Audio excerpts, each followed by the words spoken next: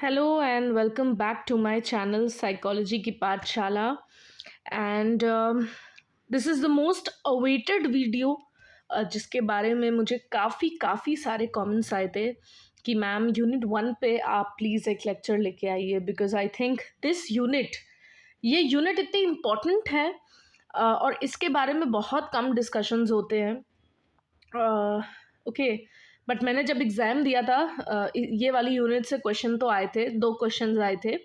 But I think कि अब जो है इसका थोड़ा-सा एक जो कह सकते हैं एक लेवल है वो और बढ़ गया है एंड इससे काफ़ी क्वेश्चंस पूछे जाते हैं। अभी तो इसमें psychological thought in some major eastern systems में आपका इंटीग्रल योगा है, भगवद गीता है, बुद्धिज़्म है, जैनिज़्म है, ये सारी चीज़ें हैं। बट ये लेक्चर पूरा भगवद गीता पर है and believe me if you study this lecture I think आपको भगवद गीता कहीं और से पढ़ने की ज़रूरत नहीं है। Actually not Bhagavad Gita but जो यूजीसी नेट में पूछा जाता है फ्रॉम भगवद गीता वो आपको कहीं से भी पढ़ने की ज़रूरत नहीं है because this is the amalgamation of all the websites, of all the lecture series, of all the web things which I have searched। यहाँ पर मैंने सारी चीज़ें सर्च करके प्रीवियस ईयर क्वेश्चंस क्या पूछे थे, कैसे आंसर करना है, उस तरीके के सारी चीज़ों को पढ़ कर मैंने ये पूरा लेक्चर तैयार किया है। सो अगर आपने इससे भगवद गीता को ये जो साइकोलॉजिकल थॉट सिस्टम है अगर इससे आपने तैयार कर दिया तो आई डोंट थिंक आपको कहीं से और इससे पढ़ने की ज़रूरत पड़ेगी। So without much ado let's start and शुरू करते हैं। सबसे पहले तो बिफोर स्टार्टिंग दिस सबसे इम्पॉर्टेंट चीज़ जो यहाँ पे समझने की ज़रूरत है वो है प्रस्थानात्रयी। इसका मतलब क्या होता है? 3 सोर्सेज, ठीक है, या 3 अथॉरिटीज़। नात्रयी, सो प्रस्थानात्रयी मीन्स 3 सोर्स या 3 authorities and these refers to the primary text of the Vedanta philosophy. ये प्राइमरी टेक्स्ट को रिफ़र करता है और ये 3 फाउंडेशनल टेक्स्ट की बात करता है। क्या क्या है? अद्वैत वेदांता फिलोसफी के 3 टेक्स्ट की बात करता है। अद्वैत वेदांता क्या है?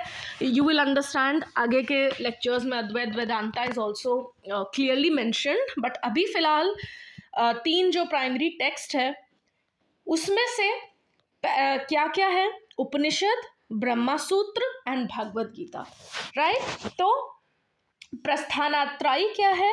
It means 3 sources, 3 authorities and ये 3 टेक्स्ट को बिलोंग करता है वेदांता फिलॉसफी का और इसमें 3 फाउंडेशनल टेक्स्ट आते हैं बेसिकली अद्वैत वेदांता फिलॉसफी के, जिसका नाम है उपनिषद, ब्रह्मसूत्र एंड द भगवद गीता। तो अभी हम जो पढ़ेंगे वो भगवद गीता पढ़ेंगे, राइट? सो प्रस्थानात्रयी क्या है या इसमें क्या 3 चीज़ें आती हैं या भगवद गीता किसका पार्ट है, तो ये क्वेश्चन भी पूछा जा सकता था, इसलिए मैंने इसको कहीं पे छोड़ा नहीं, मैंने इसको भी पेस्ट करके I have brought in the lecture ताकि ये भी आप एक बार पढ़ ले, क्योंकि यूजीसी नेट का कोई भरोसा नहीं है, कुछ भी पूछ लेता है, ठीक है? अब अगर हम उपनिषद की बात कर रहे हैं तो ये श्रुति प्रस्थान है या रिवील्ड टेक्स्ट होते हैं वेदास के, राइट? ये रियलिटी और सेल्फ के नेचर को एक्सप्लोर करता है। फिर भगवद गीता को हम स्मृति प्रस्थान भी कहते हैं। तो ये भी पूछ सकता है कि श्रुति प्रस्थान उपनिषद है बट भगवद गीता क्या है? इट इज स्मृति प्रस्थान, मतलब एक practical understanding. Smriti means the practical approach, right? तो स्मृति क्या प्रस्थान क्या है? ये एक प्रैक्टिकल अंडरस्टैंडिंग प्रोवाइड करता है धर्म की, कर्ण की and the path to liberation. And Brahma Sutra क्या है? न्याय प्रस्थान या एक लॉजिकल या सिस्टमैटिक फ्रेमवर्क जो कि इंटरप्रेट करता है और सिंथेसाइज करता है जो भी उपनिषद या भागवत गीता के टीचिंग्स होते हैं, राइट? ये इंटरप्रिटेशंस होते हैं। ब्रह्म सूत्र क्या है? इंटरप्रिटेशंस ऑफ द टीचिंग्स उपनिषद की या भगवद गीता की।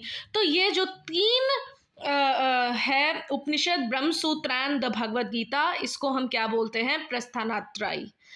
अब आ जाते हैं भगवद गीता पर। सो अब जो भी लेक्चर में रिलेटेड है that is related to the Bhagavad Gita, वो पार्ट इंपॉर्टेंट था इसलिए मैंने वो भी इंक्लूड किया था।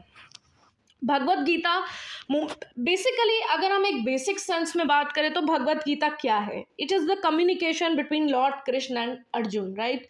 तो जो कृष्ण और अर्जुन के बीच में जो कम्युनिकेशन हुआ था उसी पे भगवत गीता है। The warrior Arjun seeks wisdom, wisdom means knowledge. तो अर्जुन क्या कर रहा है यहाँ पर? जो अर्जुन है वो नॉलेज सीख करता है और कृष्ण उन्हें एडवाइस करते हैं। So according to the Bhagavad Gita, humans face problems because of the lack of full integration of life. क्योंकि हमें लाइफ के बारे में पता नहीं है, हमें नॉलेज नहीं है, तो इस वजह से हमें क्या होता है? प्रॉब्लम्स होती है। So Bhagavad Gita basically explains about the concept of consciousness. और कॉन्शियसनेस क्या है? It is a major part of psychology. तो इट इज़, ये सिगमंड फ्रायड ने जो टॉपिक दिया है उससे भी कहीं ना कहीं रिलेटेड है। सो बेसिकली अगर हम साइकोलॉजिकल एस्पेक्ट से देखें तो Bhagavad Gita basically talks about consciousness, awareness about things, mindfulness, ये सारी चीज़ें जो है वो भगवत गीता एक्सप्लेन करता है। The story and the characters in the Bhagavad Gita clearly depict कि किस तरीके से id, ego and super ego काम करते हैं। इड, ईगो, सुपर ईगो क्या है? इड किस पे काम करता है? Pleasure principal. अगर आपने फ्रायड का पढ़ा होगा, अगर आपने फ्रायड की थ्योरी पढ़ी है तो यू मस्ट बी नोइंग कि it works on the pleasure principle, ego works on the reality principle and super ego works on the morality principle, right? अब इतना डिटेल में अगर इसमें जाएंगे तो भगवत गीता छूट जाएगा, तो इसको तो नहीं पढ़ेंगे, बट मैंने छोटे में बताया। सो इंस्टेंट ग्रेटिफिकेशन किस में होता है? इड में, कि तुरंत कोई चीज़ चाहिए। और ईगो में क्या होता है? हम रियलिटी प्रिंसिपल पे काम करते हैं, देखते हैं कि इसको लेना चाहिए या नहीं लेना चाहिए। और सुपर ईगो जो है वो मॉरल्स एंड वैल्यूज पे काम करता है, राइट? तो Bhagavad Gita states that to understand consciousness, knowledge about experiences and intellectual ability is necessary. तो अब ये कहते हैं कि कॉन्शियसनेस नॉलेज के लिए एक्सपीरियंस और एक इंटेलेक्चुअल एबिलिटी होना बहुत ज़्यादा ज़रूरी है। It explains the state of enlightenment, right? It also states that people have acquired the ability to interact with their environment through one's intellect, कि लोगों के पास ये एबिलिटी होती है कि वो अपने एनवायरनमेंट के संग इंटरैक्ट कर पाएँ अपने इंटेलेक्चुअल एबिलिटी से, अपने बुद्धि से, राइट? और ये उनकी इंटेलेक्चुअल एबिलिटी ही होती है जो उनकी मदद करती है, इंडिविजुअल को हेल्प करती है कि वो अप्रोप्रिएटली सिचुएशन के अकॉर्डिंग बिहेव कर सकें। सो भगवत गीता किस में रूटेड है? It is rooted in the rich tradition of ancient Indian philosophy, particularly the वेदांतिक school of thought. वेदांतिक school of thought यहाँ पे जनान योग इसलिए दिया गया है क्योंकि जनान योग में ही अद्वैत वेदांता है और आत्मा है, ये सारी चीज़ें अभी आप देखोगे जनान योग में ज़्यादा है।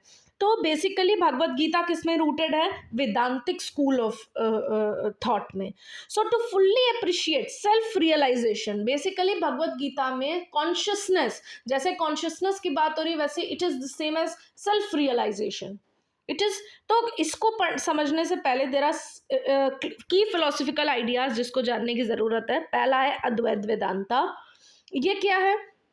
It is a school of Hindu philosophy that emphasises non duality, meaning the oneness of all existence, कि आखिर एक ही, मतलब एक ही रीज़न है, non duality. Non duality, dual मतलब दो, लेकिन ये कहते हैं कि ये नॉन ड्यूअलिटी पे काम करता है। ये कहता है कि सबके एग्जिस्ट होने का एक ही, there is only one thing behind everyone's existence. So ये अद्वैत वेदांता नॉन ड्यूलिटी पे काम करता है, नॉन ड्यूलिटी को एम्फसाइज करता है। नॉन ड्यूलिटी, नॉन का मतलब क्या हो गया? ड्यूअल मतलब होता है दो, और नॉन ड्यूअल मतलब कि सिर्फ एक, मतलब दो की हम यहाँ बात नहीं कर रहे हैं, एक की बात कर रहे हैं। सो ये कहता है कि जो इंडिविजुअल सोल है, जो आत्मा है, it is identical with ultimate reality, ब्रह्मांड। So the world we experience is a temporary illusion. तो अद्वैत वेदांता जो है वो नॉन ड्यूलिटी की बात करता है। ये बहुत इंपॉर्टेंट है, अद्वैत वेदांता पे बहुत सारे क्वेश्चंस आ सकते हैं। So it emphasises non duality, that is the oneness of all existence. सबके एग्जिस्ट करने का सिर्फ एक ही मकसद है और एक ही रीज़न है। सो इंडिविजुअल सोल, आत्मा क्या है, वो अल्टीमेट रियलिटी यानी ब्रह्मांड से आइडेंटिकल होती है, और जिसमें हम जिस वर्ल्ड में हम एक्सपीरियंस कर रहे हैं वो सिंपली एक इल्यूज़न है, सिंपली एक टेम्पररी है in nature, nothing is real. So central concept जो आत्मा का है, आत्मा मतलब ट्रू सेल्फ, जो हम हैं। तो आत्मा मतलब क्या होता है, true self. It is often translated as the individual soul और सेल्फ। जब हम सेल्फ की बात कर रहे हैं, कहते हैं ना आत्मा से कोई झूठ नहीं बोल सकता। सो आत्मा क्या है, अब खुद से आप झूठ नहीं बोल सकते। तो आत्मा is the true self.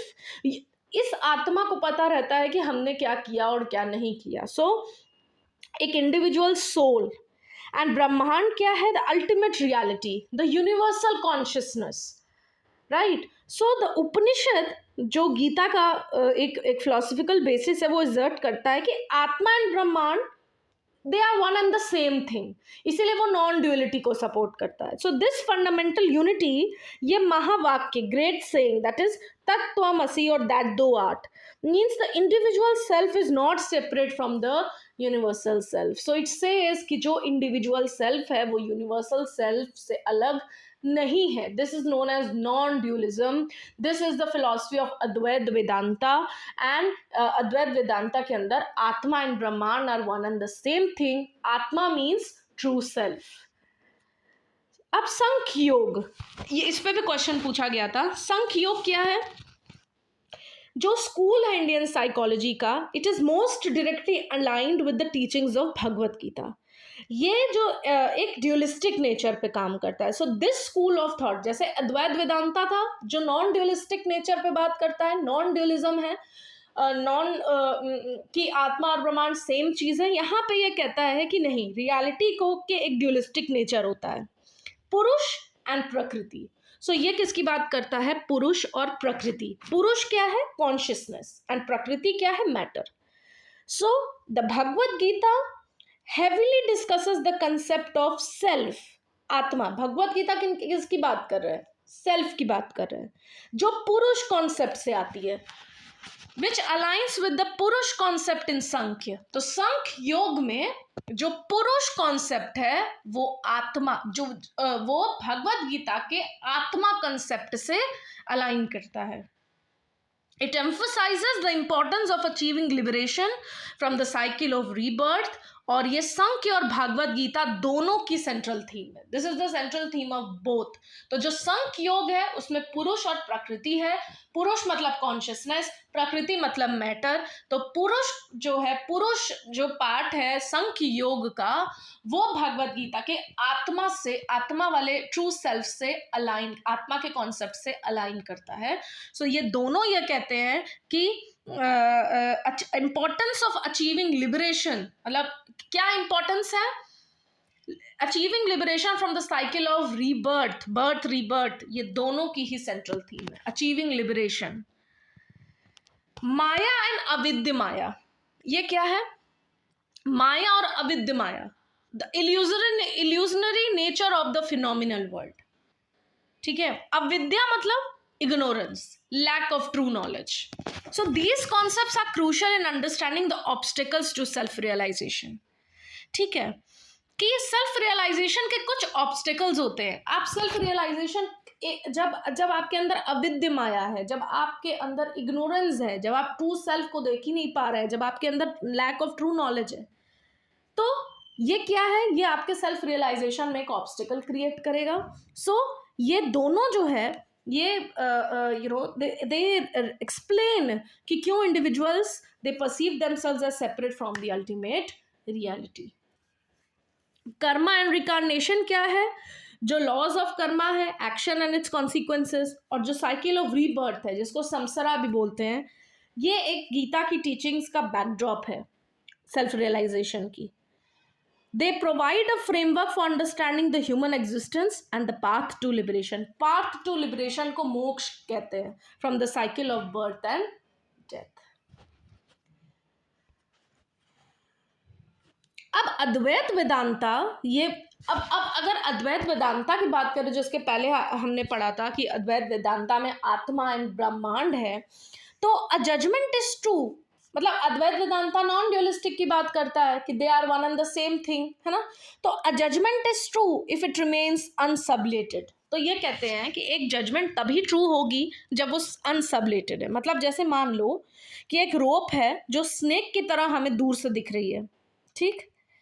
The belief that one sees a snake in this circumstance is erroneous according to Advaita Vedanta, because the snake belief and the visual representation of snake is subjugated into the judgment that what one really seeing is a rope, है ना। मतलब ये जो belief है, मतलब हमको जो है रोप है वो दूर से क्या दिख रही है, स्नेक दिख रहा है। तो वो जजमेंट तभी ट्रू होगी अगर वो अनसबलेटेड है। तो ये जो मेरा बिलीफ है कि ये क्या है, ये एरोनियस है अकॉर्डिंग टू अद्वैत वेदांता, क्योंकि जो स्नेक बिलीफ है और जो विजुअल रिप्रेजेंटेशन है स्नेक का, वो इस जजमेंट पे आई कि what one is really seeing is a rope. क्योंकि हमें पता है कि स्नेक कैसा दिखता है, स्नेक का क्या विजुअल रिप्रेजेंटेशन है, रोप का क्या विजुअल रिप्रेजेंटेशन है, और ये जो है ये इस जजमेंट पे पहुंचा कि जो हम देख रहे हैं वो रोप है। तो only wrong conditions can be sublated. The condition of foundationality disqualifies memory as a means of knowledge. तो ये क्या कहती है कि जो फाउंडेशनैलिटी की जो कंडीशन है वो मेमोरी को डिस्क्वालिफाई करती है as a means of knowledge. इनके अकॉर्डिंग जो हमारी मेमोरी है वो कहीं से भी नॉलेज का मीन्स नहीं है, क्योंकि मेमोरी क्या है, it is a recollection of something that is already known to you and thus it is derivable and not foundational. तो मेमोरी, इनके अकॉर्डिंग मेमोरी क्या है, वो फाउंडेशनल नहीं है। मेमोरी जो, क्योंकि मेमोरी क्या होती है कि वो नॉन डेरिवेबल होती, इट इज डिराइवेबल। ये एक रिकलेक्शन है किसी चीज का जो मैं ऑलरेडी पता है। So only genuine knowledge of the self, सिर्फ और सिर्फ जेन्युइन नॉलेज, सेल्फ की जेन्युइन नॉलेज फाउंडेशनैलिटी के टेस्ट को पास करती है and it is born of immediate knowledge, अपरोक्ष ज्ञान एंड नॉट मेमोरी स्मृति। तो ये कहते हैं कि जब हम स्नेक और रोप की बात कर रहे हैं तो मेरे मेमोरी में एक स्नेक का विजुअल रिप्रेजेंटेशन है। I have a visual representation of the snake in my memory and that is subjugated into the judgment। और इसी वजह से जो हमारी मेमोरी में था हमने उससे जजमेंट पास की कि जो हम असलियत में देख रहे हैं वो रोप है, वो स्नेक नहीं है। तो ये इसीलिए ये कहते हैं कि a judgement is true if it remains unsublated. मतलब हमारी मेमोरी से इसका लेना देना नहीं होना चाहिए, सिर्फ सेल्फ की जेन्युइन नॉलेज होना फाउंडेशनैलिटी के टेस्ट को पास करता है, क्योंकि इनके अकॉर्डिंग मेमोरी जो है वो किसी चीज जो हम ऑलरेडी जानते हैं उसका रिकलेक्शन है। Memory is something that is already known to us, जो हम रिकलेक्ट कर रहे हैं। तो अद्वैत वेदांता फाउंडेशनैलिटी के टेस्ट को तभी पास करेगा जब वो इमीडिएट नॉलेज से बॉर्न हो, अपरोक्ष ज्ञान। मतलब इसमें कोई भी स्मृति नहीं होनी चाहिए, इसमें कोई भी मेमोरी नहीं होनी चाहिए, ये अपरोक्ष ज्ञान होना चाहिए। ज्ञान मीन्स नॉलेज, राइट। अपरोक्ष होना चाहिए, मेमोरी नहीं हो, it should not be related to the memory, it should be immediate knowledge. अभी नई नई नॉलेज जो हमको मिली है वो नॉलेज नहीं जो हमें पहले से पता है, राइट। तो 6 नेचुरल वेज, अब अद्वैत वेदांता बोलते हैं कि there are 6 natural ways of knowing, और इसको हम वैलिड मीन्स ऑफ नॉलेज मानते हैं। तो अद्वैत वेदांता के according there are 6 natural ways of knowing are accepted as valid means of knowledge, अगर वो नॉलेज हमें प्रमाण के थ्रू मिली है। मीन्स ऑफ नॉलेज मतलब, सॉरी, मीन्स ऑफ नॉलेज क्या है, प्रमाण। तो अगर हमें अद्वैत वेदांता कहता है कि अगर हमें इन 6 तरीके से नॉलेज मिली है तो वो वैलिड मीन्स ऑफ नॉलेज है, वो वैलिड प्रमाण माना जाएगा। इसके बारे में यू विल, आपने पेपर 1 में भी पढ़ा होगा, क्योंकि ये पेपर 1 में भी इसका एक्सप्लेनेशन दिया गया है, और अगर नहीं भी पढ़ा है तो I will bring in next lecture. प्रत्यक्ष, अगर आपने प्रत्यक्ष, परसेप्शन, मतलब अगर कोई परसेप्शन है, प्रत्यक्ष कोई चीज है, तो वो अगर उसके थ्रू आपको नॉलेज मिली है तो वो सही मानी जाएगी। इन्फ्रेंस मीन्स अनुमान, अगर आपने कोई अनुमान लगाया, अनुमान इन्फर किया किसी चीज को देखकर। वर्बल टेस्टिमनी, थ्रू वर्ड्स, अगर वर्ड्स के थ्रू, शब्द के थ्रू। कंपैरिजन, उपमान करके अगर आपको कोई नॉलेज मिली। पॉस्टुलेशन, अर्थापत्ति, एंड नॉन एप्रीहेंशन, अनुपलब्धि। ठीक है, तो अगर अगर इन 6 तरीकों से, इसके बारे में मैंने इसमें एक्सप्लेन नहीं किया है, I will bring in the next lecture, ठीक है। तो अगर इन 6 तरीकों से, अगर इन 6 प्रमाण के थ्रू आपको नॉलेज मिलती है तो वो वैलिड मानी जाती है। तो क्या क्या है वो अद्वैत वेदांता के अकॉर्डिंग, दैट इज प्रत्यक्ष, अनुमान, शब्द, उपमान, अर्थापत्ति एंड अनुपलब्धि। जहाँ पे परसेप्शन का मतलब होता है प्रत्यक्ष, इन्फ्रेंस अनुमान, वर्बल टेस्टिमनी शब्द, कंपैरिजन उपमान, पोस्टुलेशन अर्थापत्ति, नॉन अप्रिहेंशन अनुपलब्धि। प्रमाण्स do not contradict each other, और ये जो प्रमाण है वो एक दूसरे को कॉन्ट्रोडिक्ट नहीं करते हैं, क्योंकि ये सारे ही प्रमाण एक distinct kind of knowledge provide करते हैं। अब भगवत गीता की एक स्पिरिचुअल जर्नी होती है सेल्फ रियलाइजेशन के थ्रू, क्योंकि आप सीधा तो सेल्फ रियलाइजेशन की जर्नी पे पहुंचेंगे नहीं, तो कुछ कुछ स्टेप्स के थ्रू जाना पड़ता है। तो इसमें जो करेक्ट ऑर्डर है वो क्या है? अभ्यास, सबसे पहले practice. So this is the initial stage जहाँ पे आप कंसिस्टेंट प्रैक्टिस में रहते हो, योगा करते हो, मेडिटेशन करते हो, अपने बॉडी को डिसिप्लिन में लेकर आते हो, माइंड एंड बॉडी दोनों को। सो अभ्यास is the practice of discipline and self control. सबसे पहले तो अभ्यास करना पड़ेगा, प्रैक्टिस करनी पड़ेगी, उसके बाद ध्यान लगाना पड़ेगा, मेडिटेट करना पड़ेगा। So as the mind becomes calmer, जब प्रैक्टिस के थ्रू माइंड आपका काम हो गया तो आप और डीप जा सकते हो, और आप डीप कॉन्टेम्पलेशन कर सकते हो, मेडिटेशन कर सकते हो इनर स्टिलनेस के लिए। तो ध्यान में क्या होता है? एक फोकस्ड अटेंशन और एक माइंडफुलनेस क्रिएट होती है। माइंडफुलनेस का मतलब क्या होता है? अवेयरनेस जनरेट होना। उसके बाद ज्ञान का स्टेज आता है। जब आप कंसिस्टेंट प्रैक्टिस और मेडिटेशन करते हो तो आपको खुद के बारे में एक डीपर अंडरस्टैंडिंग हुई, you gain a deeper understanding of your self, nature of the reality. So ये एक रियलाइजेशन को लीड करेगा ट्रू सेल्फ, जिसको ज्ञान कहते हैं। तो jnana represents the knowledge of one's true nature and the nature of the universe. Tyaga, renunciation. अब आपको सेल्फ और रियलिटी की जब डीपर अंडरस्टैंडिंग मिल गई तो आप अटैचमेंट को जाने दोगे मटीरियलिस्टिक वर्ल्ड के। तो गीता क्या बोलती है? Let go of your attachments. So this is known as tyaga और रिनंसिएशन। और फिर फाइनली शांति, पीस, मतलब जब आपके अंदर एक इनर पीस, इक्वानिमिटी आई, दैट इज द, और यही अल्टीमेट गोल होता है स्पिरिचुअल जर्नी का, शांति, peace. This is the ultimate goal of your spiritual journey. तो Gita highlights that the path to peace and self-realization is not a destination but a journey of practice and understanding. Self realization की तरफ आपको जाना है तो ये एक तरीके का डेस्टिनेशन नहीं है कि यहाँ से गए और वहाँ उतर गए। ये एक प्रैक्टिस है, एक जर्नी है जिसमें आप प्रैक्टिस करते हो, आप अंडरस्टैंड करते हो, और अल्टीमेटली आप ईगो और अटैचमेंट को जाने देते हो। योर ईगो, आपकी ईगो चली जाएगी, attachment to the world, materialistic world चला जाएगा।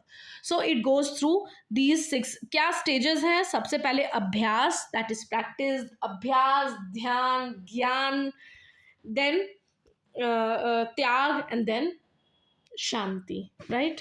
ये स्टेजेस हैं।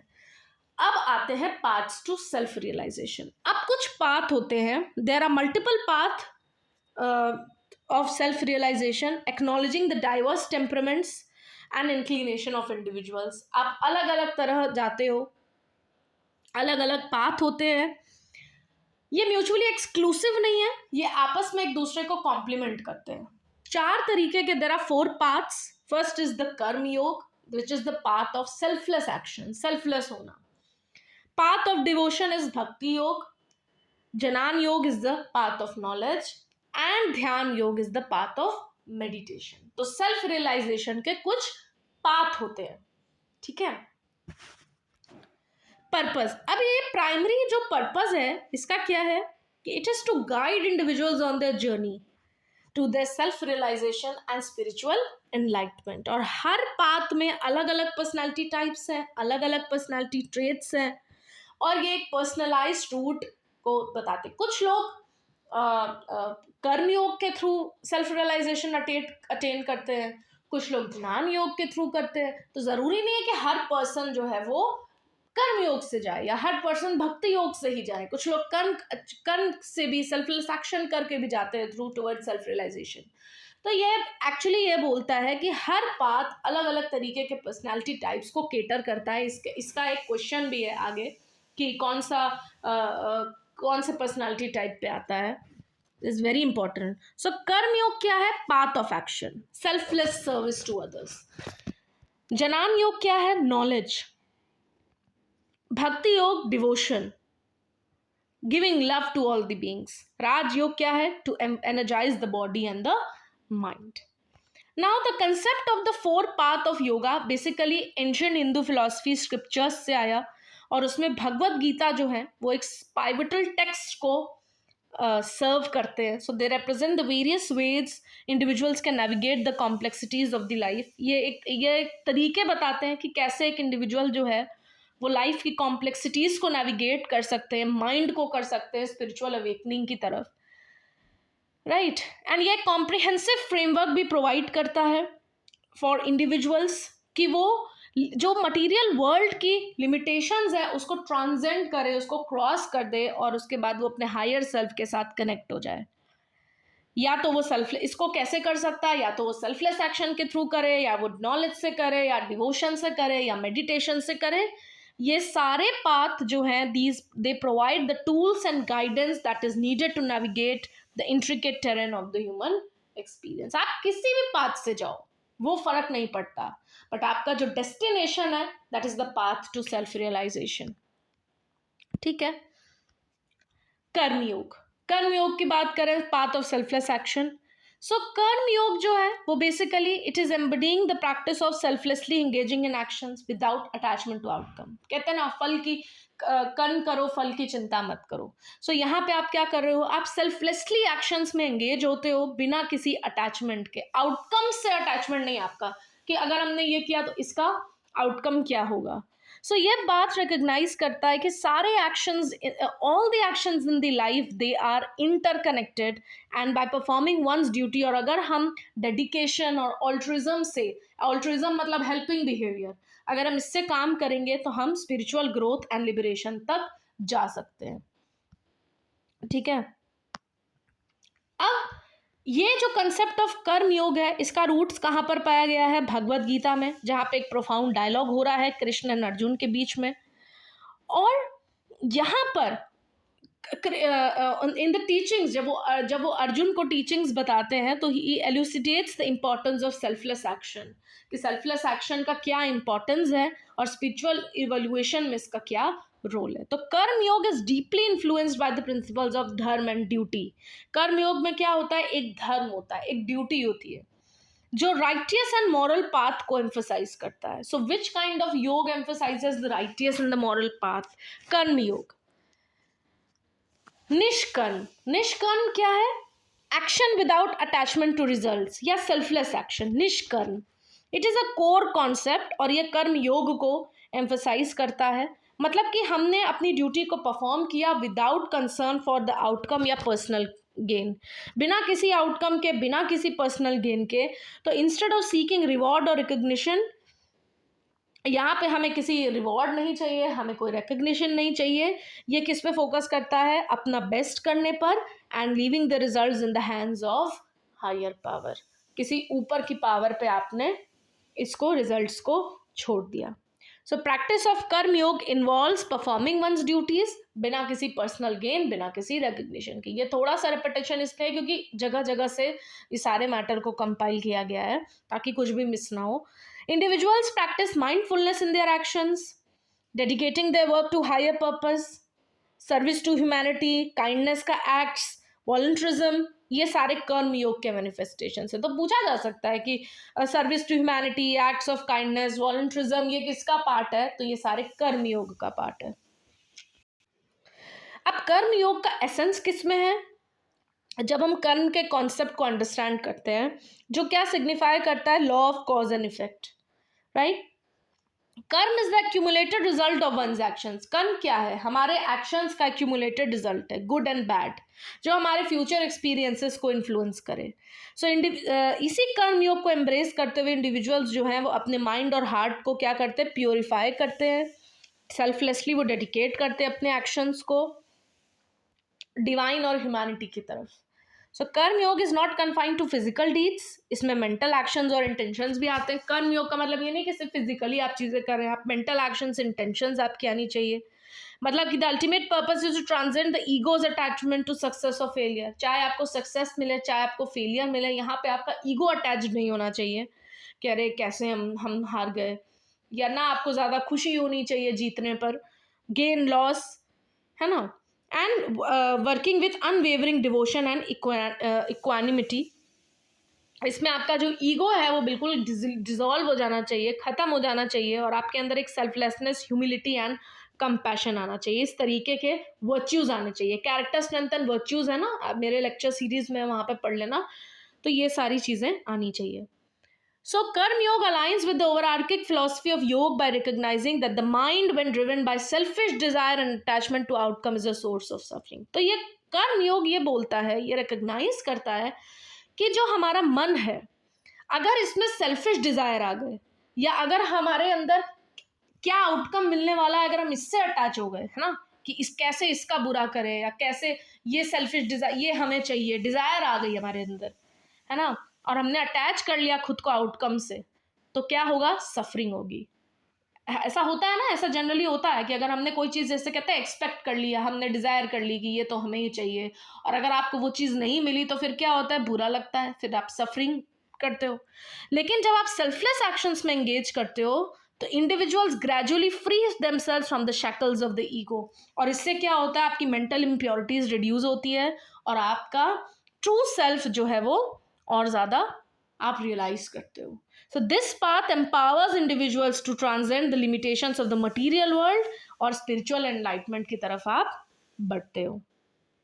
ठीक है, तो इसमें क्या होता है कि कॉन्टिन्यूअली जब ये ऑफर करते हैं, offering the results of their actions to higher ideal divine principle को आप छोड़ देते हो। जैसे कहते हैं ना, इसका मतलब क्या है? By continuously offering the results of their actions to higher ideal और डिवाइन प्रिंसिपल, जैसे मतलब रहता है ना कि बस कर्म करते जाओ और ऊपर वाले पे छोड़ दो कि वो देखेगा, वो जानेगा, उसके हाथ में है। जब आप अपने एक्शंस को, जब आप अपने एक्शन के रिजल्ट्स को ऊपर वाले पे छोड़ते हो, डिवाइन प्रिंसिपल पर, हायर आइडियल पर, तो इससे क्या होता है कि एक सेंस ऑफ डिटैचमेंट होती है from the fruits of their labour. मतलब आपने जो काम किया है उसके फल से आप मुक्त हो जाते हो, क्योंकि आपको ये लगता है कि जो फल देने वाला है वो ऊपर वाला है और वो ज़रूर फल दे देगा, आपको उसकी कोई डिज़ायर नहीं है।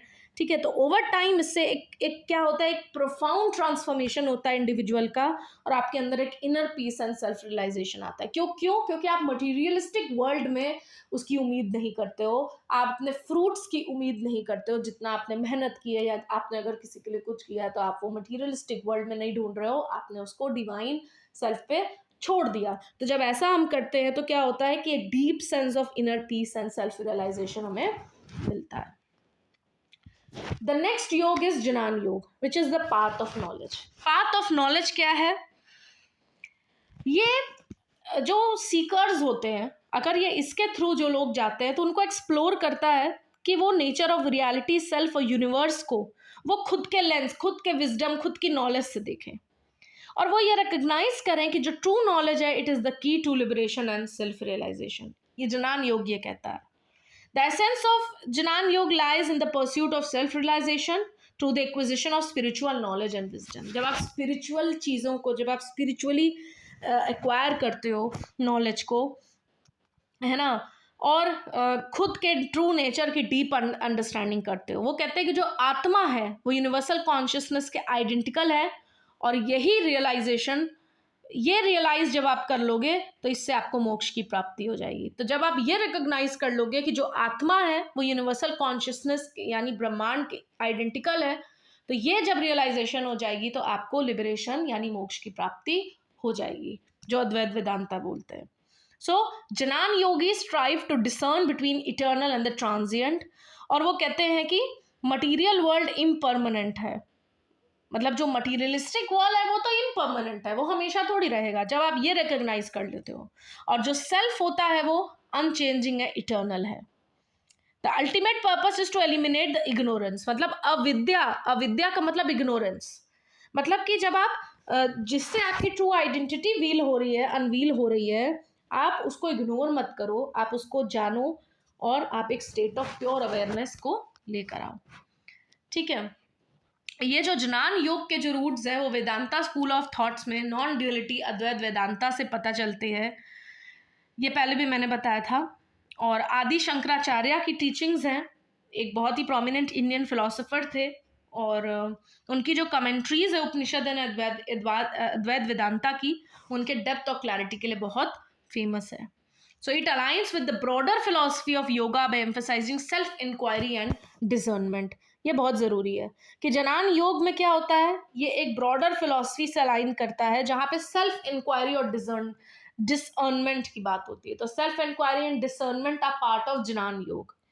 ये रिकॉग्नाइज करता है कि जब माइंड जो है, when it is clouded by ignorance and ego, it perpetuates suffering. जब आपका मन, आपके मन में इग्नोरेंस है और ईगो है, तो इससे आपको सफरिंग होगी। लेकिन जब आप रियलिटी को जानने की कोशिश करोगे, जब आप अपने सेल्फ में ड्वेल्व करोगे, तो आप उन इल्यूजन्स को ख़त्म कर सकते हो और लिबरेशन की स्टेट को हासिल कर सकते हो, वहां तक पहुंच सकते हो। तो self inquiry and discernment are part of jnana योग।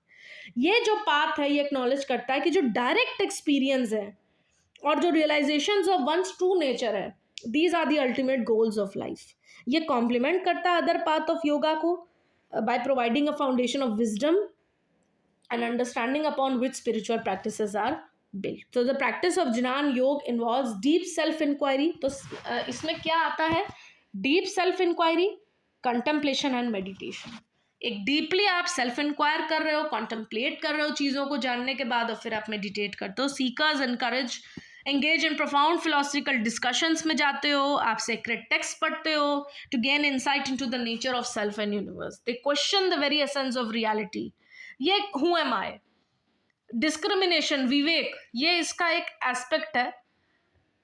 विवेक लेना कि रियल और अनरियल में क्या डिफरेंस है, इटर्नल और ट्रांजिएंट में क्या डिफरेंस है, और कैसे हम खुद को ईगो से डिसआइडेंटिफाई कर सकते हैं और वननेस को हम रिकॉग्नाइज कर सकते हैं। तो by cultivating wisdom and self awareness, इससे क्या होगा, जब आपको विजडम मिलेगी, जब आप सेल्फ अवेयर हो जाओगे, तो ईगो इल्यूजन्स आपके डिसॉल्व होंगे और डायरेक्ट रियलाइजेशन हो पाएगा डिवाइन नेचर का। ठीक है। भक्ति योग क्या है? Path of devotion. ये क्या है? इसमें अनवेवरिंग लव, डिवोशन, एक हार्टफेल्ट जर्नी होती है। और ये कहते हैं कि जो प्योरेस्ट फॉर्म ऑफ डिवोशन हो है, तो वो हमें सुप्रीम के साथ एक अल्टीमेट उसका हमें यूनियन मिलता है। तो एसेंस ऑफ भक्ति योग lies in the cultivation of devotion and love for the divine. भगवान के लिए एक डिवोशन लेना, लव लेना, राइट। और जो इस पाथ में चलते हैं, जो भक्ति पथ पे चलते हैं, वो क्या, वो कैसे सीख करते हैं? एक लविंग रिलेशनशिप होता है उनका डिवाइन के संग, और उनको लगता है कि हमारे एग्जिस्टेंस के हर जगह, हर एस्पेक्ट्स में उनका प्रेजेंस है। ठीक है। Bhakti yogis understand that the path of devotion is accessible to all regardless of age, background, knowledge. और ये छोटे से लेके बड़े लोगों तक आप इसको, ये जो पाथ है, ये सबको एक्सेसिबल है, और ये एक डायरेक्ट और एक्सेसिबल मीन्स है डिवाइन के साथ कनेक्ट होने के लिए और यूनिटी एंड हार्मनी को एक्सपीरियंस करने के लिए। ठीक है। और ये कहते हैं कि अनवेवरिंग डिवोशन टू गॉड जो है, that is a means of attaining spiritual realization. और थ्रू आउट द हिस्ट्री बहुत सारे सेंट्स और सेजेस हैं, इन्होंने इसको पॉपुलराइज करने के लिए बहुत सारा काम भी किया है। ठीक है। जैसे भजन गाना, रिचुअल सेरेमनीज में अपने आप को पार्टिसिपेट करना, है ना। एक पर्सनल डीटी या डिवाइन को चूज कर लेते हैं हम, जैसे किसी को शिव पसंद है, किसी को कृष्ण पसंद है, किसी को लक्ष्मी जी, सरस्वती जी या विष्णु भगवान, हम एक डीटी को सेलेक्ट कर लेते हैं। तो सेंट्रल टू भक्ति योग, इसमें एक सरेंडर की कंसेप्ट आती है, प्रपत्ति, जहाँ पे वो अपने ईगोइक डिजायर्स और ट्रस्ट को डिवाइन के विल पर छोड़ देते हैं, कि उनके विल, उनकी मर्जी के ऊपर छोड़ देते हैं, कि वो जैसा चाहेंगे वैसा ही होगा। जब आपने ये छोड़ दिया उनके ऊपर, तो ये जो सरेंडर होता है कि वो जो कर रहे हैं सही कर रहे होंगे, it is marked by unwavering faith and complete acceptance of life circumstances. तो इसका क्या मतलब है? ये सरेंडर का मतलब क्या होता है? कि आपने एक पूरा फेथ है, एक अनवेवरिंग फेथ है, और एक एक्सेप्टेंस है कि जो भी लाइफ की सर्कमस्टांसेस, उसको आप एक्सेप्ट करते हो, एंड लव एंड इमोशंस में अपने आप को इमर्स करके आप एक profound state of bliss and ecstasy को एक्सपीरियंस करते हो। ठीक है। और वो ये बिलीव करते हैं कि जब एक सेल्फलेस लव होता है डिवाइन के लिए, तो आपको एक सुप्रीम के साथ एक अच्छा यूनियन मिलता है। उसी तरह जो लास्ट है वो है राजयोग, पाथ ऑफ डिसिप्लिन। ये basically mastery of mind and self control पे काम करता है। अगर आपने अपने माइंड को मास्टर कर लिया, अगर आपके अंदर इतना सेल्फ कंट्रोल है, तो ये पतंजलि के योगा सूत्र में रूटेड है। एक स्ट्रक्चर्ड फ्रेमवर्क होता है इंडिविजुअल्स के लिए, इनर पीस, मेंटल क्लैरिटी और स्पिरिचुअल रियलाइजेशन के लिए, right. Basically the meticulous discipline and controls of once mind and senses. जब आप अपने माइंड और सेंसेस को कंट्रोल करने में सक्षम हो, self mastery, and it teaches that mind is both the source of suffering and the key to liberation. और आप अपने माइंड के जो चैटर है, जो डिस्ट्रैक्शंस है, उसको कम करने की कोशिश करते हो डिसिप्लिन प्रैक्टिसेस के थ्रू, और प्योर अवेयरनेस को आप एक्सपीरियंस करते हो जो आपके मेंटल टर्बुलेंस के नीचे ही है। ये पतंजलि के एंशिएंट टीचर्स में है, और बहुत सारे योग स्टाइल्स एंड मेडिटेशन टेक्निक्स भी डेवलप हुए हैं, ठीक है। सो बेसिकली ये एम्फसाइज करता है the importance of mental and emotional mastery. Mind के जो फ्लक्चुएशंस होते हैं, वृत्तिज होते हैं, ये सिग्निफिकेंट ऑब्स्टेकल है सेल्फ रियलाइजेशन और इनर पीस के। जो हमारा माइंड हमेशा फ्लक्चुएट करता रहता है, तो जब ऐसा अगर होगा तो ये हमें सेल्फ रियलाइजेशन या इनर पीस की तरफ नहीं जाने देगा। तो ये रिकॉग्नाइज करता है that mind can be a valuable tool, अगर हम उसको अच्छे से हार्डनेस करें, अगर हम उसको अच्छे से कंट्रोल कर सकें। ये टीच करता है, सिखाता है हमें कि जब हम स्पेसिफिक टेक्निक्स को प्रैक्टिस करते हैं, मेडिटेशन, कॉन्सेंट्रेशन, ब्रेथ कंट्रोल, तो हमें एक इनर बैलेंस और क्लैरिटी मिलती है, ठीक है। राजयोग में सेंट्रल क्या है? Meditation, dhyana. Seekers dedicate themselves to regular meditation sessions जिसमें फोकस्ड अटेंशन है, ठीक है।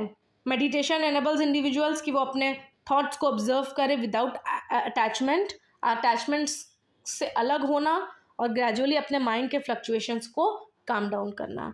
और अनदर एसेंशियल कंपोनेंट क्या है? Practice of asana, physical posture and pranayama, breath control. इससे क्या होगा कि आपकी बॉडी एंड माइंड प्रिपेयर होगी मेडिटेशन के लिए, आपकी फिजिकल फ्लेक्सिबिलिटी, आपका नर्वस सिस्टम अच्छा होगा, आपकी ब्रेथ अच्छी होगी। और जो इसमें कुछ एथिकल गाइडलाइंस होती हैं, यम्स एंड नियम्स, जो आपके वर्चुअस लिविंग, सेल्फ डिसिप्लिन और मॉरल कंडक्ट को प्रमोट करती है। अब जब हम इन चारों पाथ को कंबाइन करते हैं तो इसको योगा ऑफ सिंथेसिस कहते हैं। मतलब जर्नी जो है, जो हम जर्नी कर रहे हैं towards self discovery and spiritual awakening through yoga, इसमें it does not require exclusive commitment to single path. जरूरी नहीं कि आप एक ही पाथ से करो, कि आप भक्ति पाथ से ही जाओ या आप ज्ञान योग पाथ से ही जाओ, ऐसा नहीं है। आप डिफरेंट मल्टीपल पाथ से जा सकते हो, कंबाइन कर सकते हो। आप भक्ति पाथ, ज्ञान योग दोनों को चूज कर सकते हो, या कर्म योग एंड भक्ति को दोनों को चूज कर सकते हो। तो योगा ऑफ सिंथेसिस, जो which is often attributed to Swami Sivananda, he emphasizes the idea that different individuals have unique strength and inclination। अलग अलग इंडिविजुअल हैं, क्योंकि इतने सारे इंडिविजुअल डिफरेंसेस होते हैं हर व्यक्ति में, तो उनकी अपनी यूनिक स्ट्रेंथ है, इंक्लिनेशन है। किसी का इंक्लिनेशन भक्ति की तरफ है, किसी का इंक्लिनेशन नॉलेज की तरफ है, किसी का सेल्फलेस एक्शन की तरफ है। तो वाइल वन में resonate deeply with the path of भक्ति, किसी को राजयोग, कर्म योग, जो भी पसंद आए। तो ये म्यूचुअली एक्सक्लूसिव नहीं होते हैं, बट ये कॉम्प्लीमेंट्री पाथ्स हैं। So these paths are not, they are complementary to each other, ये एक्सक्लूसिव नहीं है ना। और ये बेसिकली ये जो एसेंस था इस अप्रोच का, वो ये है कि हर पाथ जो है, it serves a specific purpose in the journey. देखो, ये सारे पाथ एक जर्नी, एक सेल्फ रियलाइजेशन तक ही लेकर जा रहे हैं, बट हर पाथ का अपना अलग अलग एक पर्पज है ना। जैसे कर्म योग किस लिए है? वो सेल्फलेस एक्शन, सेल्फलेसनेस और एक्शन को कल्टीवेट करता है। वहीं पर ज्ञान योग विजडम और सेल्फ इंक्वायरी की तरफ है। वहीं पर भक्ति योग डिवोशन एंड लव की तरफ है, और याज योग मेंटल डिसिप्लिन और मेडिटेशन है। So when by embracing aspects of each path, हम एक और ज़्यादा बैलेंस्ड और इंटीग्रेटेड प्रैक्टिस को टेलर कर सकते हैं। So as its core, the ultimate goal of all the four path is to facilitate a deep and transformative union between individual soul and universal consciousness. Karma yoga में क्या, अब ये एक थोड़ा सा समरी है कि कर्म योग में क्या होता है, individuals dissolve their ego driven identities by performing selfless action, recognizing their oneness with all of the creation. तो यहाँ पे कर्म योग में उनको कैसे वो कर रहे हैं, ईगो को अपने डिसॉल्व करते हैं सेल्फलेस एक्शन को परफॉर्म करके। ज्ञान योग में क्या होता है कि वो they are not merely the body mind emotions but eternal consciousness itself. Bhakti yoga क्या है, profound love devotion to the divine. And rajyoga क्या है, थ्रू मेडिटेशन और मेंटल डिसिप्लिन से वो मास्टरी ऑफ माइंड को हासिल करते हैं। अब कुछ की एलिमेंट्स हैं सेल्फ रियलाइजेशन के, सेल्फ अवेयरनेस, खुद की वीकनेस, खुद की स्ट्रेंथ्स, वैल्यूज, बिलीव्स को जानना, पर्सनल ग्रोथ, खुद पर काम करना, नए स्किल्स, नॉलेज और बिहेवियर्स को जानते रहना, माइंडफुलनेस, प्रेजेंट मोमेंट को अटेंशन देना बिना किसी जजमेंट के, इससे आपके वन सेल्फ की भी अंडरस्टैंडिंग बढ़ेगी और अपने एनवायरनमेंट की भी। एक्सप्लोरेशन, अपने पैशन को, इंटरेस्ट को, जिससे आपको जॉय मिल रही है, फुलफिलमेंट मिल रही है, उसको एक्सप्लोर करो। सेटिंग गोल्स, क्या आपको अचीव करना है और उनके तरफ काम करना, फेलियर से सीखना, सपोर्टिव एनवायरनमेंट, सब surrounding one self with people जो आपके ग्रोथ को इनकरेज करे, सपोर्ट करे, और सेल्फ कंपैशन को प्रैक्टिस करना, treating one self with kindness and understanding specially when facing the challenges. अब कुछ इंपॉर्टेंट की कॉन्सेप्ट्स है भगवत गीता में जो कि पूछे गए हैं, जैसे स्थित प्रज्ञ, ये क्या होता है, one who has settled intelligence. तो ये किसको बोलते हैं, it describes someone who is not swayed by external influences and is able to remain centred even during times of joy और सॉरो, सक्सेस और फेलियर। मतलब कि जिसका एक सेटल्ड इंटेलिजेंस हो, जो जल्दी बाहर से इन्फ्लुएंस ना होता हो, एक्सटर्नल इन्फ्लुएंसेस से स्वे अवे ना हो जाता हो, जो सेंटर्ड रहे, है ना, चाहे वो ज़्यादा खुशी, चाहे वो खुशी का टाइम हो, दुख का टाइम हो, बैलेंस रहे और सेंटर्ड रहे, है ना। तो इसको कहते हैं स्थित प्रज्ञ, one who has settled intelligence. The concept aligns with contemporary psychological theories जैसे कि माइंडफुलनेस, मेडिटेशन, जो इमोशनल स्टेबिलिटी और सेल्फ अवेयरनेस लेकर आता है। तो स्थित प्रज्ञ क्या है, एज अ पर्सन, ये उसको बोलते हैं जिसके पास एक स्टडी विजडम है, जो अपने सेंसेस को कंट्रोल कर सकता है, इक्वानिमिटी है, अटैचमेंट से फ्रीडम है, they are not swayed by external circumstances. So स्थित प्रज्ञ is a concept from Bhagavad Gita that refers to a person with steady wisdom and emotional stability, जिसका एक स्टडी विजडम हो, इधर उधर ना होता हो कि जरा सा कुछ हुआ और एकदम हिल गया। इमोशनली वो बहुत ज़्यादा स्टेबल रहे। और ये किस कॉन्सेप्ट से रिलेटेड है साइकोलॉजी में, सेल्फ मास्टरी से, इक्वानिमिटी से, रेजिलियंस से, ability to remain calm and focused in the face of challenges और एडवर्सिटी, कि अगर कोई चैलेंज आ गया, कोई एडवर्सिटी आ गई, तब भी हम काम है, हम फोकस्ड है, हमारे अंदर रेजिलियंस है। रेजिलियंस का मतलब क्या है, bouncing back to the situations, self mastery है। तो भगवत गीता में इस कॉन्सेप्ट को क्या बोलते हैं, स्थित प्रज्ञ। ये क्या वो बताते हैं कि कैसे हम डिजायर्स, इमोशन, साइकोलॉजिकल स्टेट्स को मैनेज कर सकते हैं और अपनी पर्सनल और प्रोफेशनल ग्रोथ को हम प्रमोट कर सकते हैं। उसके बाद एक कॉन्सेप्ट है स्वधर्म।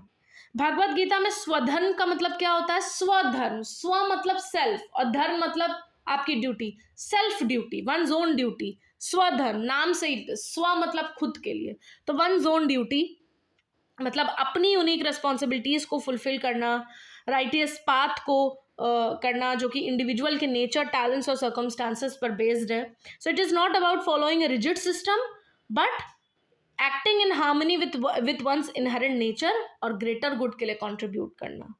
मतलब स्वधर्म क्या है, इंडिविजुअल स्पेसिफिक होता है और ये बताता है कि सबकी अपनी अपनी खुद की यूनिक कैपेसिटीज और ड्यूटीज होती है ना। स्वभाव इसको कहते हैं, aligning actions with one's inherent nature, जैसा आपका स्वभाव है आप उसी तरीके से एक्शंस करते हो, इननेट टेंडेंसी आपकी खुद की एबिलिटीज, राइट।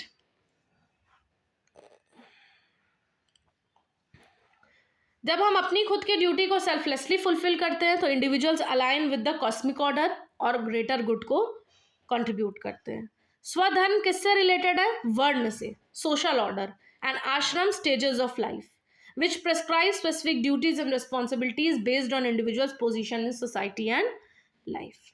उसके बाद समात्वम योग उच्यते, इसका मतलब क्या है, ये भगवत गीता में दिया हुआ है, स्पेसिफिकली चैप्टर 2 वर्स 48। इसमें एक क्वेश्चन आया था कि ये कौन से वर्स में है, इसलिए मैंने इसको भी मैं ले आई हूँ।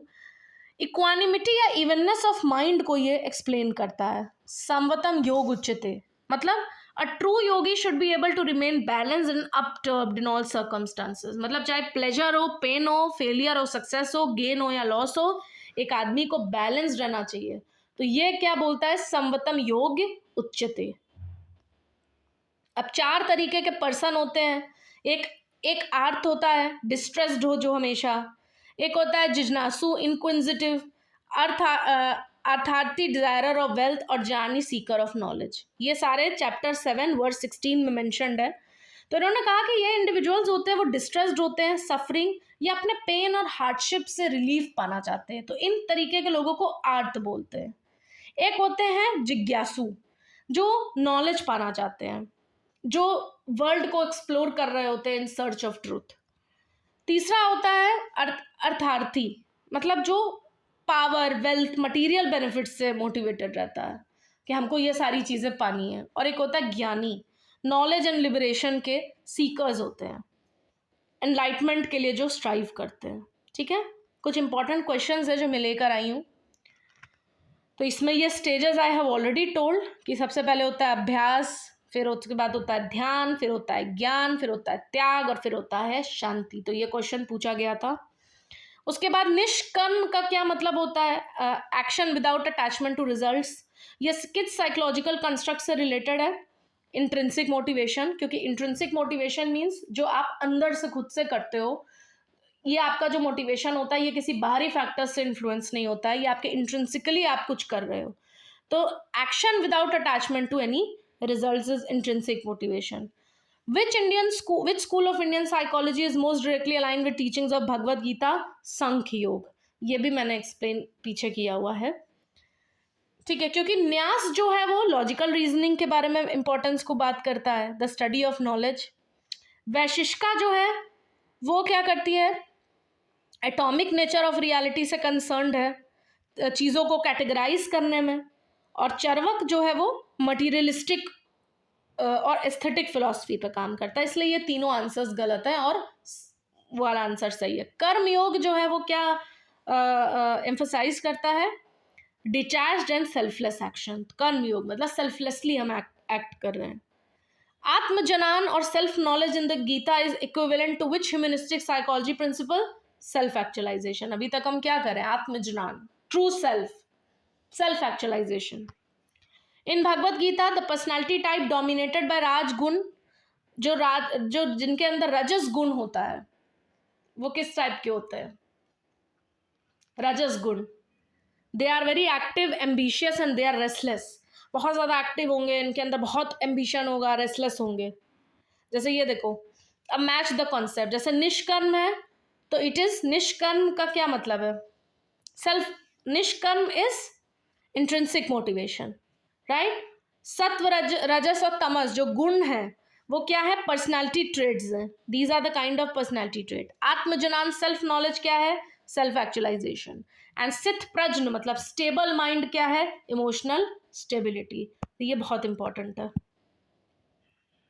सो निष्कर्म इज इंट्रिंसिक मोटिवेशन, सत्व रजस तमस जो गुण है वो पर्सनालिटी ट्रेड्स है, आत्मजनान सेल्फ एक्चुअलाइजेशन, एंड सिद्ध प्रज्ञ इज इमोशनल स्टेबिलिटी।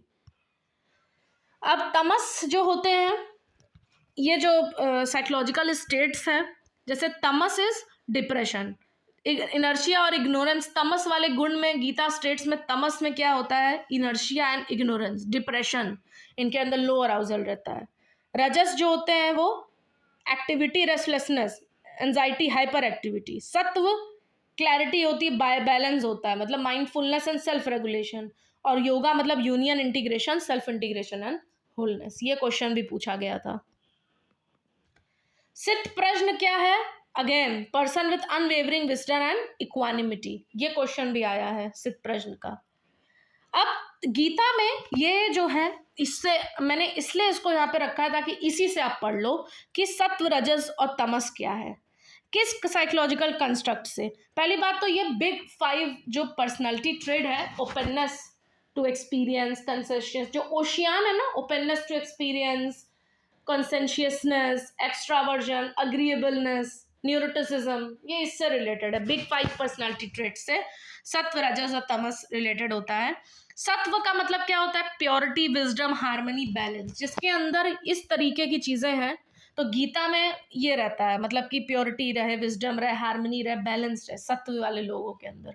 लेकिन साइकोलॉजिकली हम उनको क्या बोलते हैं? जो हाई कंसेंशियसनेस होते हैं, ओपननेस होता है, लो न्यूरोटिसिज्म होता है, मतलब लो न्यूरोटिसिज्म होता है, मतलब अच्छी इमोशनल स्टेबिलिटी इनके अंदर होती है, और जिनके अंदर अग्रीएबलनेस होता है, क्योंकि जब हम अग्री कर जाएंगे सामने वाले में, तभी हम हार्मनी मेंटेन कर सकते हैं। तो जब भगवत गीता से इसको रिलेट करें, तो भगवत गीता में प्योरिटी, विजडम, हार्मनी, बैलेंस जैसे ट्रेट्स हैं। और जब साइकोलॉजिकली ट्रेट की बात करें, तो high conscientiousness, openness, emotional stability, agreeableness, ये सारे ओशियान वाले हैं। ओशियान आपने पढ़ा होगा साइकोलॉजी में, बिग 5 पर्सनालिटी ट्रेट्स, है ना।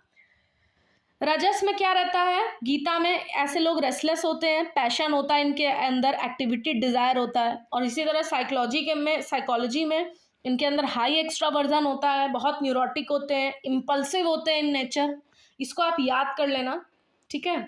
और जो तमस होते हैं वो इग्नोरेंस, लेजीनेस, डार्कनेस, इनर्शिया। तमस मतलब अच्छे गुण वाले नहीं होते हैं। तो इनके अंदर लो कॉन्शियसनेस होती है, लो ओपननेस होता है, बहुत लेथार्जिक रहते हैं, एकदम लेजी रहते हैं, डिप्रेस्ड रहते हैं। ये तमस होता है। इसको आप, इसलिए मैंने इसको इस तरह से ही क्लासीफाई कर दिया, और आगे मैंने नहीं उसको उतना वो किया, क्योंकि इसी से आप जब याद कर लोगे, ये भी क्वेश्चन पूछता है कि साइकोलॉजी के कौन से थ्योरी से इसका वो है, रजस, तमस और सत्व का, तो बिग 5 से है, ठीक है। किसने ये कहा था कि the Gita teaching stands not for renunciation of action but for renunciation in action? तो एम हिरियानी ने कहा था, हिरियान ने कहा था, ये भी पूछा गया है। तो आई रियली होप कि ये जो मैंने इतना सारा आपके लिए जो मैं चीज़ें लेकर आई हूँ, मैंने एक एक चीज़ एक्सप्लेन की है, आई होप कहीं ना कहीं आपको वो ज़रूर मदद करेगी आपके क्वेश्चन आंसर्स में। जितने भी गीता के कॉन्सेप्ट्स थे ऑलमोस्ट मैंने सारे इसमें मैं ले आई हूँ, भगवत गीता वाले इसमें यूनिट में। और अगर आपको अच्छा लगे तो आप ज़रूर मुझे कमेंट करके बताना, अगर आपकी किसी भी तरीके से थोड़ी सी भी मैं ये हेल्प कर पाऊँगी आपके इस यूनिट में, राइट। और मेरी और भी बहुत सारे ऐसे यूनिट्स हैं जो मैंने अपने लेक्चर सीरीज में ऐड किया, आप जाके वहाँ से देखना ज़रूर। And do like, do share with your friends, और जो भी यूजीसी नेट की तैयारी कर रहे हैं। And yes, do subscribe my channel. और अगर आपको कोई और लेक्चर सीरीज चाहिए तो आप ज़रूर कमेंट करके बताना, एंड मैं पूरी कोशिश करूँगी कि मैं अदर टॉपिक्स को भी कवर कर सकूँ और आपकी इसी तरह हेल्प कर सकूँ। So thank you so much and all the very best for your UGC NET examinations.